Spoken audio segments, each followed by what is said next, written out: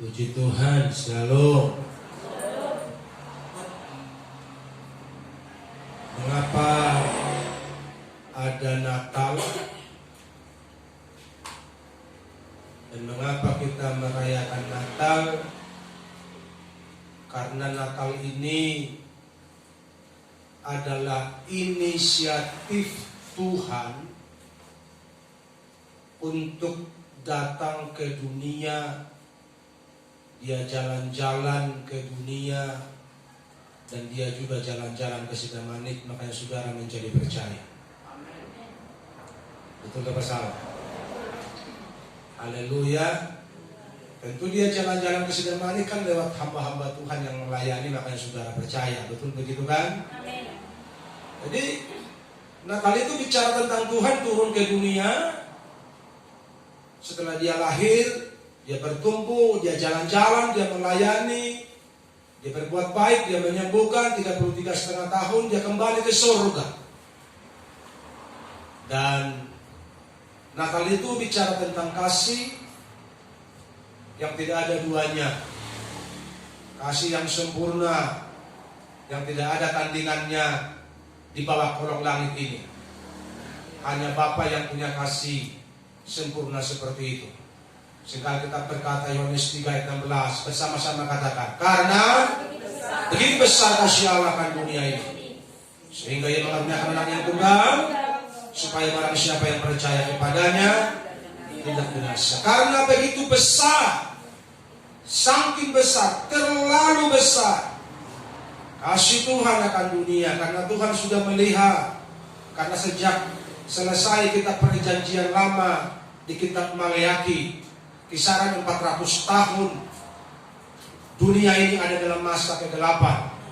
Manusia berbuat apa yang baik menurut matanya, menurut pandangannya, menurut hatinya. Tidak ada hukum, tidak ada aturan yang dibuat menjadi sebuah patokan pada waktu itu. Manusia berbuat seenaknya, sekehendak hatinya.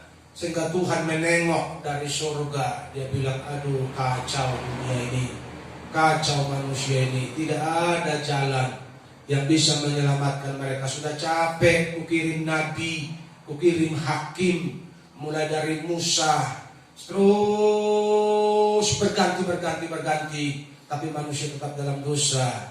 Bahkan hukum Taurat pun tidak bisa menyelamatkan mereka. Tidak ada cara lain kecuali aku harus mengirim anakku yang tunggal ini, kewarna Tuhan Yesus. Karena itulah kita ada hari ini, merayakan Natal tersebut.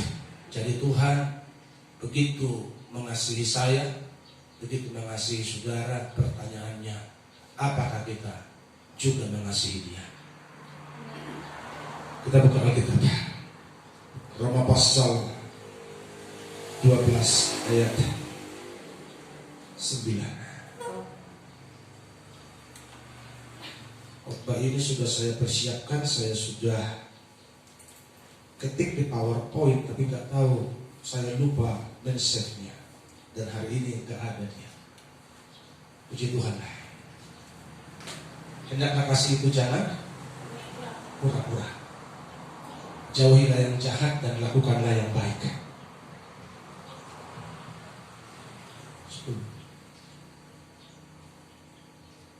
Hendaklah kamu saling mengasihi sebagai saudara dan saling mendahului dalam memberi hormat. Janganlah hendaknya kerajinanmu kendor, biarlah rohmu menyala-nyala dan layanilah Tuhan. Yang percaya dan bersetuju dengan firman Tuhan bersama katakan amin. Firman Tuhan hari ini di perayaan Natal umum kita, saya beri tema kasih tak pura-pura. Kalau kita berbicara tentang kasih, hanya Yesus yang menjadi pedoman kita tentang sebegitu luar biasa kasihnya kepada manusia. Kasihnya tidak pernah menuntut balas.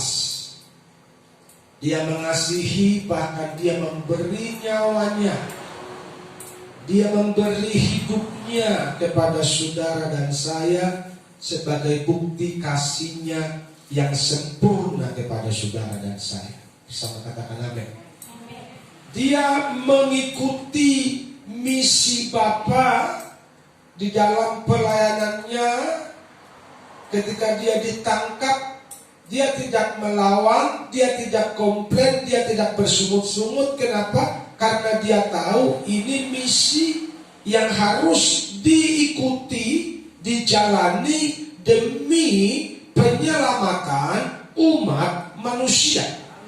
Jadi sekalipun dia tidak pernah bersungut-sungut, sekalipun dia tidak pernah komplain kepada bapaknya, dia ikuti proses yang sedemikian pedih ini sebagai bukti cintanya kepada saudara. Karena kalau dia tidak ikuti itu, maka kita tidak ada hari ini dan kita tidak diselamatkan. Sehingga demi saudara dan saya selamat, demi saudara dan saya menjadi warga surga, menjadi penghuni surga, dia harus merelakan nyawanya menjadi tebusan buat saudara dan saya. Itu kasih yang luar biasa. Haleluya. Tidak ada kasih yang seperti dia.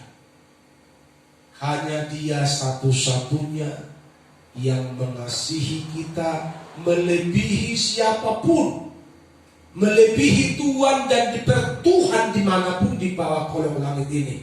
Hanya Yesus yang rela mati buat umat tebusannya. Dan siapa umat tebusannya adalah saudara dan saya.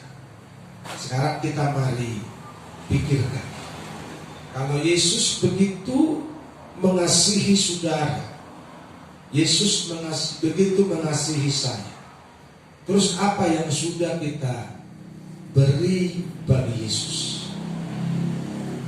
Kalau perayaan Natal banyak orang berkata begini, apa kado yang kita mau beri buat Yesus? Kalau orang Majus, mereka datang bawa emas, kemenyan, dan mur. Dari sekian jauh mereka berjalan sebagai apresiasi mereka kepada datangnya Juru Selamat, karena mereka melihat sebuah perbedaan, karena ada bintang besar. Jadi mereka berpikir ini berbeda, yang datang ini berbeda, tidak seperti biasanya, sehingga mereka rela jauh-jauh datang untuk melihat. Dan setelah melihat, mereka percaya, mereka menyembah, mereka beri korban persembahan kepada Tuhan. Dan hari ini kita yang ada di sini, firman Tuhan datang menyapa kita dan berkata, hendaklah kasih itu jangan pura-pura. Haleluya. Saudara tahu artinya pura-pura? Orang Kristen mah kalau bicara pura-pura mah ada perlu diajari toh. Dia bisa mengasihi pura-pura. Dia bisa senyum ketawa pura-pura. Kasihi kau dengan kasih Tuhan. Padahal di sini dokter. Utang lu kan belum bayar. Di sini kan kadang begitu ya. Baik-baik semua ya. Itu harapan kita. Kepura-puraan ini adalah tabiat dari dosa yang sudah berkarat di dalam diri kita. Dan idealnya, kalau Yesus lahir di hati kita, kita beri tempat yang terbaik, maka semua kepura-puraan itu akan hilang, pergi. Idealnya kan begitu. Katakan amin. Idealnya begitu. Tapi faktanya, karena kita masih tinggal di dunia yang gelap ini, tentu banyak persoalan pergumulan hidup. Betulkah kelahiran Yesus di hati kita, di hidup kita, telah menyingkirkan semua kepura-puraan tersebut? Atau jangan-jangan hati kita berdua kamar, seperti rumah kita kamarnya dua. Satu kamar milik Yesus, satu kamar milik kepura-pura. Yang masih begitu katakan amin. Haleluya. Enggak ada yang amin, berarti enggak ada yang begitu ya. Atau jangan-jangan kamar di hati saudara bukan dua, banyak. Maklum orang kaya. Orang kaya kan kamarnya kan banyak, rumahnya gede. Kamar pertama, oh Yesus. Kamar kedua iri hati. Kamar ketiga sombong. Kamar keempat benci. Kamar keenam pestapora. Kamar ketujuh adat istiadat. Kamar kedelapan apalagi mandokori masih sampai lucu. Sehingga karena levelnya sama, artinya kamar pertama Tuhan, kamar kedua sama levelnya. Sehingga Tuhan asiklah tidur di kamar itu. Kenapa? Gue tidak bisa berkuasa di sini. Kenapa? Ada 8, 9, 10 kamar lain yang kekuatannya sama dengan kekuatanku. Jadi supaya dia bisa berkuasa penuh, jangan kasih kamar ke tempat lain, ke orang lain, ke pribadi lain. Hanya Yesus yang berkuasa di kamar hatimu. Haleluya. Kalau dia berkuasa penuh di sini, maka kasihmu tidak akan pura-pura lagi. Amin. Dan orang yang membuktikan kasihnya tidak pura-pura, dia rajin kebaktian. Gampang saja melihat orang itu. Yang rajin aja masih munafik, apalagi yang gak rajin. Itu gak masalah. Yang rajin aja masih ngaco, apalagi yang gak rajin. Kenapa? Karena kita masih berjuang. Karena ini masih darah dan daging, masih punya kemauan. Artinya selagi kita masih tinggal dalam tubuh yang panah ini, kita berjuang. Tapi kalau kita cuma di rumah doang gak berjuang, kayak mana mau hidup sempurna? Masa bodoh, gak mungkin. Yang sudah berjuang aja masih KO-KO, masih tumbang-tumbang, betul gak? Makanya nih, ku tak dapat jalan sendiri. Kan udah oleng perahunya. Haleluya. Udah mulai oleng. Peganglah tanganku Roh Kudus. Tapi kalau lagi tanggal muda gak begitu lagunya. Lagi banyak duit gak begitu lagunya. Tapi kalau gagal panen baru, peganglah tanganku Roh Kudus. Karena ada utang tok yang perlu dibayar. Kenapa kita suka dipengaruhi situasi? Dan saya memberitahu kepada saudara, kasih Tuhan kepadamu tidak dipengaruhi oleh situasi dan keadaan apapun. Kenapa kita selalu terpengaruh keadaan? Kalau orang baik sama kita, kita baik. Kalau orang jahat sama kita, kita pura-pura baik. Karena kalau nanti kalau orang jahat sama kita, kita jahat kan duniawi. Duniawi namanya. Jadi kalau orang jahat sama kita, kita pura-pura baik. Yang suka begitu katakan amin. Berarti nggak ada yang jujur. Haleluya. Kayak mana sih lu baik sama orang jahat sama kamu? Berkali pun yang ada juga pura-pura baik, betul nggak? Jujur aja deh. Haleluya. Makanya harus berjuang supaya bisa mengalahkan kepura-puraan itu. Kalau malas ibadah, malas kebaktian, bicara kasih yang terus, nonsen, gak mungkin. Itu gak masalah. Haleluya. Dia akan nyanyi begini. Satu kali kau sakiti hati ini, masih ku maafkan. Itu lagunya. Itu gak masalah. Tapi jangan kau coba 10 hari. Nah, padahal kita bilang berapa kali mengasihi. Itulah dunia. Haleluya. Orang bilang 10 hari apa sih? Makanya Petrus yang temperamen, dia nggak tahan. Kenapa nggak tahan dia? Dia nggak tahan melihat pribadi Tuhan ini kok beda kali ini orang. Gitu, dia nggak tahan. Kok baik kali ini orang. Sementara dia mau jadi pengikut dari pribadi yang teramat baik ini. Sehingga Petrus bingung. Bisa nggak sih gue ikut? Sampai dia tanya lah, Pak, Emang 3 hari sih mengampuni? Kenapa sampai Petrus kata itu? Karena nggak tahan dia kok. Kayaknya berat kali kalau macam Tuhan ini hidup berat kali. Diusir, makasih ya. Nggak diterima. Haleluya, salam ya. Gampang. Haleluya. Tapi kalau bersama dengan Tuhan, bersamamu Bapa, ku lewati semua. Haleluya. Makanya Petrus nanya, guru, 3 hari dong. Berapa kali aku harus mengampuni 1 hari? 3 hari kan? Dan Petrus, artinya 3 hari gak cukup deh. Tuhan bilang sama Petrus langsung ini 70 hari 7 kali. Sadari. Kalau saya harus mengampuni Ibu Nadia 70 kali kesalahannya pun paling gak ada pun segitu kali.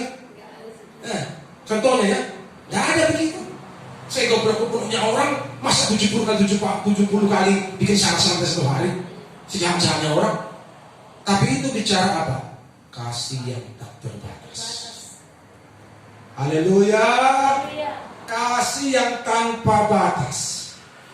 Itulah kasih Tuhan Yesus. Dan itu yang harus tinggal di hidupmu. Haleluya. Itu yang harus tinggal di hidup. Makanya kalau suamimu gak bertobat, tambah cintai dia.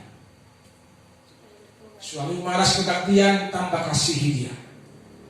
Suamimu jarang kasih uang belanja, tambah cintai dia. Katakan amin. Kalian amin dulu. Suaminya baik-baik ya. Enak aja kok. Masa laki macam gitu dikasihi. Terus lu mau kasihi siapa? Laki orang? Dosa. Betul enggak? Betul. Jadi siapa yang mau kasih? Ya laki udah kasih penuh hatimu. Dengan segala kekurangannya. Habis nama kelebihannya Pak. Jadi kalau bilang nanti dengan segala kelebihannya, nanti cuma begini, Pak, gak ada kelebihannya Pak. Ya udahlah, dengan segala kekurangannya. Haleluya. Yang malas kebaktian itu kasihilah dengan segenap hatimu. Yang ngaco-ngaco itu kasihilah dengan segenap hatimu. Yang masih suka nongkrong di kulit tua itu kasihilah dengan segenap hatimu. Haleluya. Jangan pernah berpikir mengasihi laki orang. Terlambat sudah nanti datang sama Tuhan. Haleluya. Kasihi pasanganmu dengan segala kejelekannya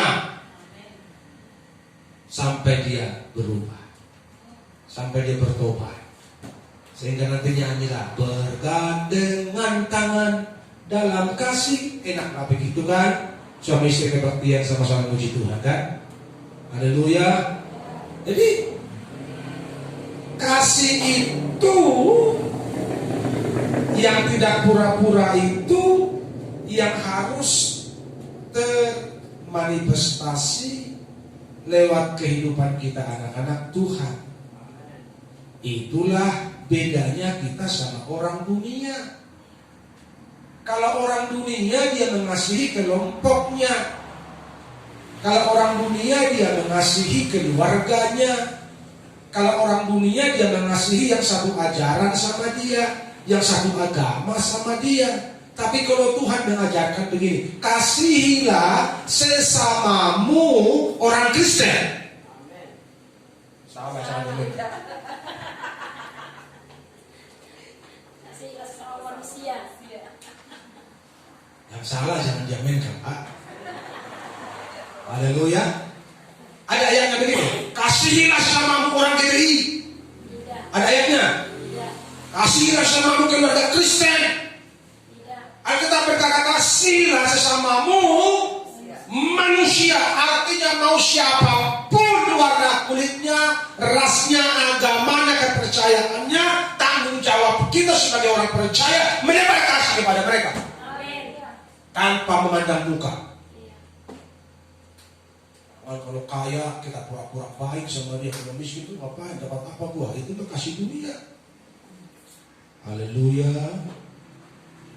Kasihi dengan tulus. Jangan ada kepura-puraan. Makanya Yesus datang di hidupmu supaya kepura-puraan itu pergi dah. Kalau sudah pergi jangan undang lagi dong. Amin. Kalau sudah pergi jangan kasih masuk. Tutup pintumu. Buat yang negatif itu, biar Tuhan yang berkuasa di situ. Haleluya. Yang kedua, ayat yang ke-11, janganlah hendaknya kerajinanmu kendor.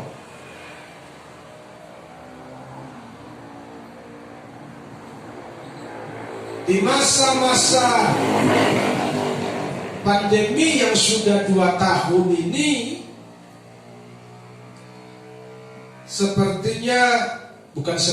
telah terjadi bahwa kegiatan gereja lebih banyak tutup daripada buka. Pakai online, jaringan jadi masalah, paket jadi masalah. Lebih banyak gereja tutup daripada buka. Sehingga secara tidak langsung orang percaya mulai digiring kepada kemalasan rohani. Pada waktu-waktu yang lewat itu gereja tutup, tapi orang-orang jalan-jalan pada hari Minggu. Orang-orang berbelanja pada hari Minggu. Pasar pajak ramai pada hari Minggu, tapi pintu gereja ditutup. Hanya karena alasan kesehatan, tidak boleh kumpul-kumpul. Bersyukur gereja kita selalu buka. Apapun yang terjadi, ibadah harus jalan terus. Haleluya. Itu motto kita. Cari Tuhan nomor 1. Tetapi yang pintu gereja terbuka aja jemaatnya pun malas kan. Kayak mana lagi yang pintu gereja tertutup? Itulah masalah. Makanya Alkitab firman Tuhan bilang janganlah hendaknya kerajinanmu kendor. Haleluya. Kerajinan ini harus dirawat setiap waktu. Mulai dari rajin membaca, merenungkan firman Tuhan bersaat teduh di rumah. Apalagi waktu-waktu yang sudah lewat, kita dipaksa oleh situasi menjadi pendeta di keluarga kita sendiri. Betul apa salah? Orang gak ada kebaktian kok. Kalau gak ada kebaktian di gereja, ada gereja tertentu dikasih liturgi. Nih, kalian kebaktiannya. Berarti kan kalau nggak bapaknya, ibunya lah jadi pendeta di rumah mereka. Betul begitu kan? Yang pimpin kebaktian di rumah mereka. Ini acaranya ya, kalian kebaktian di rumah, dikasih buku apanya, buku acaranya. Saya nggak tahu itu jemaat itu kebaktian apa enggak, saya nggak tahu karena saya nggak pernah cek. Kita bikin live streaming, kita bilang jemaat ikuti kebaktian dari rumahnya. Nggak tahu kita dia ikut apa enggak kan? Karena kita lihat di kolom komentar nggak ada komentarnya. Kalau dia komentar, kami diberkati pakai kebaktiannya, oh berarti dia kebaktian ikut gitu. Nggak ada komentar tuh. Halo. Jadi kalau lagu dunia bilang begini, mau dibawa ke mana hubungan kita, kata orang dunia. Kalau Tuhan nyanyi gitu gimana kira-kira? Mau dibawa ke mana hubungan kita ini dengan Tuhan? Lo mau ikut ke suku-suku atau enggak? Ayo. Kalau kamu sungguh-sungguh hari ini sungguh-sungguh lah. Karena waktunya sudah dekat. Haleluya, jangan sampai karena terdesak situasi, karena terdesak keadaan, engkau menjadi malas cari Tuhan. mau jungkir balik pun dunia ini, engkau harus tetap sedang cinta Tuhan. Haleluya. Zaman sekarang berjagalah,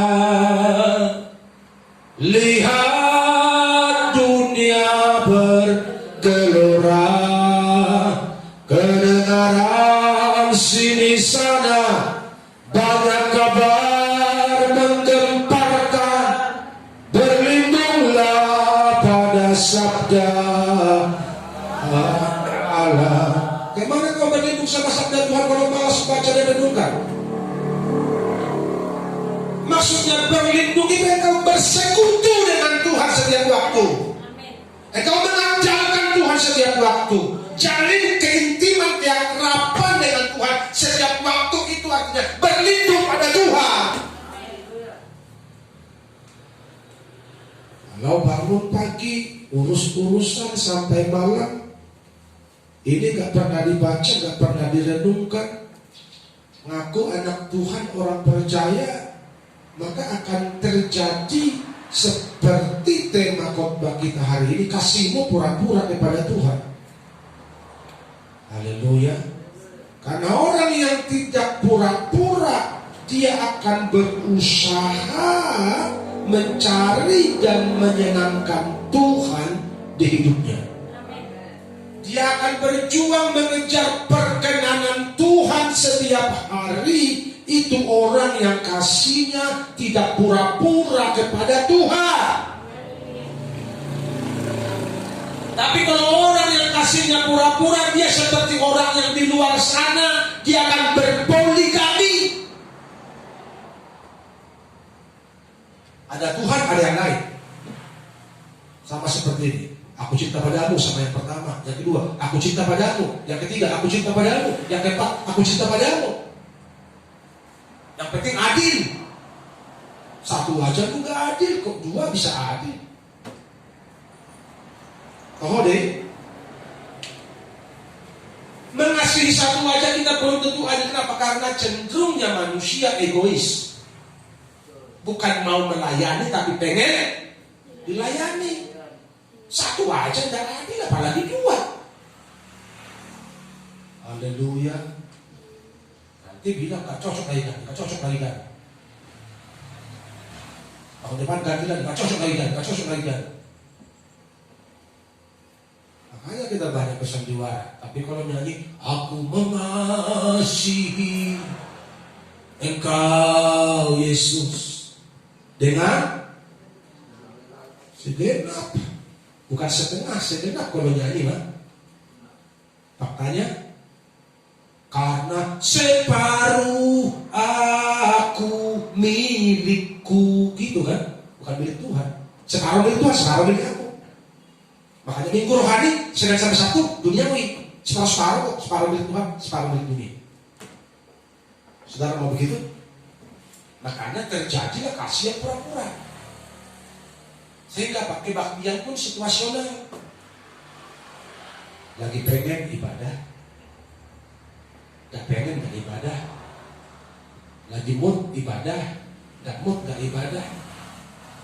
Lagi senang hatinya baca Alkitab, kalau gak senang hatinya nonton sinetron, nonton apa tuh, film Korea dari pagi sampai malam, drakor. Lagi pengen doa malam, menyembah Tuhan, kalau gak pengen bobo aja terus ngorok tiap malam. Tapi kalau nanya, kamu ngasih doa? Aku mengasihi Tuhan kali Pak. Kalau dihakai, pura. Semoga kita gak seperti itu. Haleluya. Mari kerajinanmu pelihara. Haleluya. Kerajinanmu pelihara. Minimal itu modalmu untuk masuk surga. Haleluya. Kalau ibadah cari Tuhan aja kita sudah gak rajin, pengen ke surga, saya gak yakin. Kalau orang malas ke surga, orang rajin ke surga, saudara pilih mana? Kan simpel kan? Itulah masalah. Simpel kok. Makanya jangan bela kemalasanmu.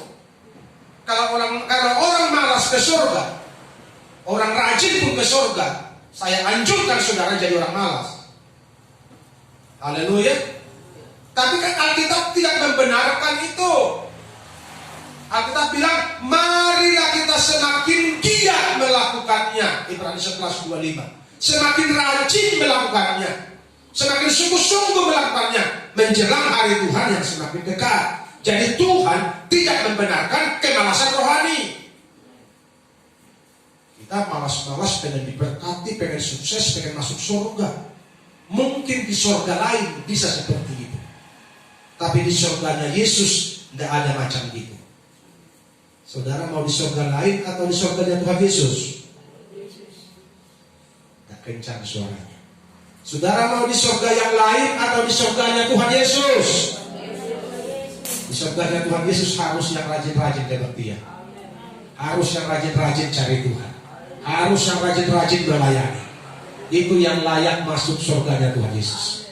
Haleluya. Yang terakhir, biarlah rohmu menyala-nyala. Biarlah rohmu menyala-nyala. Ayat 11. Biarlah rohmu menyala-nyala. Kadang-kadang ibu-ibu kalau tidak punya uang, susah rohnya menyala-nyala. Yang suka begitu katakan amin. Atau cuma saya aja yang begitu? Tetapi saya beritahu kepada saudara, firman Tuhan ini enggak situasional. Firman Tuhan ini enggak tergantung keadaan. Firman Tuhan ini enggak bilang, biarlah rohmu menyala-nyala kalau lagi banyak uang. Saudara pernah baca begitu? Biarlah rohmu menyala-nyala kalau lagi pesta. Artinya biarlah rohmu menyala-nyala day by day. Setiap hari, setiap waktu, roh harus menyala-nyala. Mau lagi susah kau, mau lagi dimarahin lakimu kau, mau lagi gak dihormati anakmu kau, mau kau lihat anakmu yang bandal-bandal di depanmu, membuat engkau stres, putus asa. Di sini rohmu harus menyala-nyala. Wah, susah itu Pak. Itulah masalahnya. Kalau gampang mah sudah ke surga kita semua. Betul nggak? Kalau gampang udah ke surga semua. Karena susahnya. Hati lagi dongkol nih. Hati lagi dongkol, pengen amuk, pengen marah. Tapi Tuhan bilang, biar roh menyala-nyala. Haleluya. Pengen emosi nih, biar roh menyala-nyala. Oh haleluya, aku berkati dia Tuhan. Ini barangkali saya ngomong gampang nih. Saya pun melakukannya, berjuang mati-matian. Tahu sudah. Tapi harus benar. Kan begitu. Jangan jatuh terus, kalah terus sampai kapan? Haleluya. Ketika orang merugikan kita, kita pasti emosi. Tapi apa boleh dikata? Tuhan bilang biar roh menyala-nyala. Kalau roh menyala-nyala kan bukan menyala-nyala mau marah kan? Menyala-nyala mau melayani. Menyala-nyala mau mengasihi. Siapa yang dikasihi? Orang yang bikin kita rugi itu.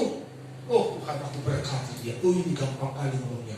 Ngelakuinnya. Kalau kita yang kena berat kali. Betul apa salah?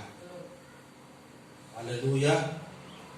Makanya hidup itu tidak segampang khotbah, tidak segampang ceramah, tidak segampang pidato setiap minggu. Hidup itu harus diperjuangkan agar hidup benar di hadapan Tuhan. Khotbah ini bisa dipelajari, khotbah ini bisa sekolah, gampang.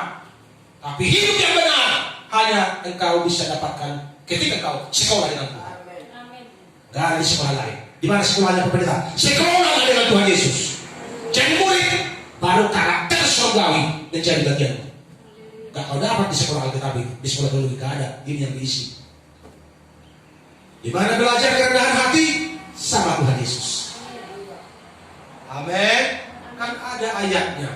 Belajar tak daripada aku karena aku lemah lembut dan rendah hati. Nah, ada di tempat lain itu. Kalau kita mau belajar rendah hati kemana? Belajar sama Tuhan Yesus.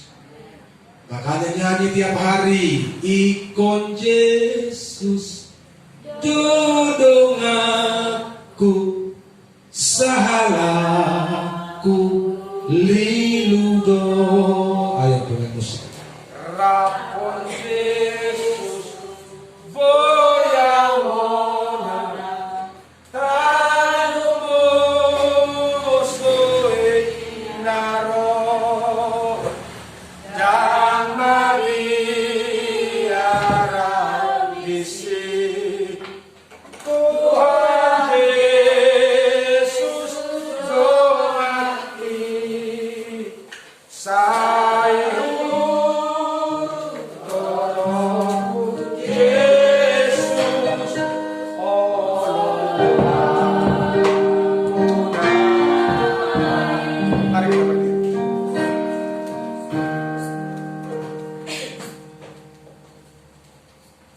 Haleluya.